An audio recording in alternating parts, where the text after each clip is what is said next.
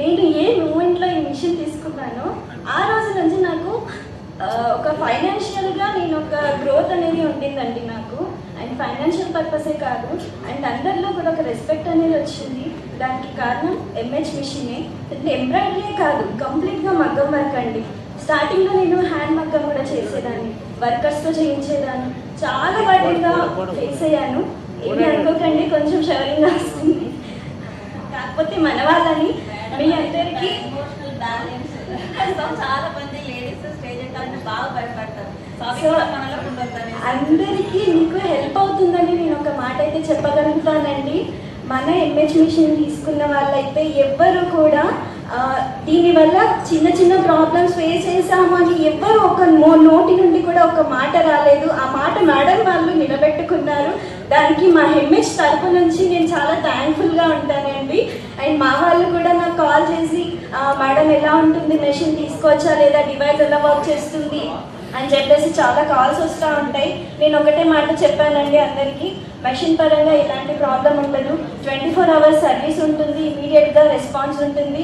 And అలాగే ఇప్పుడున్న మగ్గం వర్క్ డివైస్ అనేది చాలా ఫినిషింగ్ వైజ్ కానివ్వండి, ఇంకా నాకు వర్కర్స్ని పెట్టుకోలేదు నేను ఇంకా మిషన్ తీసుకున్న తర్వాత.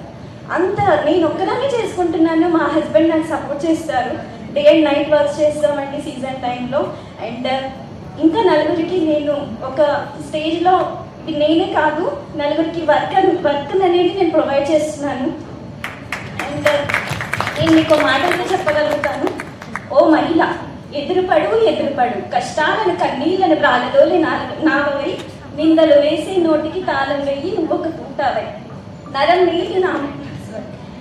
లేని నాలుకను అనగదొక్కే ఎముకవై, నీ వెంట ఉంటూ కపట నవ్వులు నవ్వుతూ నిన్ను వెన్ను పొడిచి రాబందుల్లాంటి క్రూర మృగాలను తరిమి కొట్టు వరిమి పట్టు, పులి పంజ నువ్వు విసురు, అదరకు బెదరకు లొంగ ఏదైనా ఎన్నైనా, అదరకు బెదరకు లొంగకు ఏదైనా ఎన్నైనా, ధ్వజస్తంభంలా నువ్వు నిలబడి నీ తప్పు లేనప్పుడు, విలువలిపు వీరి తూకు నిన్ను నమ్మిన వాళ్ళు ఉన్నప్పుడు, దూసుకురా పెను తుఫానువై గుంటనక్కల లాంటి వారిపై విడుచుకు పడవో పిరుగువై నీ లక్ష్యం సాధించే వరకు, ఆపకు నీ ప్రయత్నం నువ్వు అనుకున్నది నువ్వు పొందే వరకు, ఆపకు నీ ప్రయత్నం, నీ లక్ష్యం, నీ నిర్ణయం, నీవు తీసుకున్న ఏదైతే ఉంటుందో అది నీవు తీసుకున్న నిర్ణయం అనేది కరెక్ట్ అని అందరూ ఒప్పుకునే వరకు.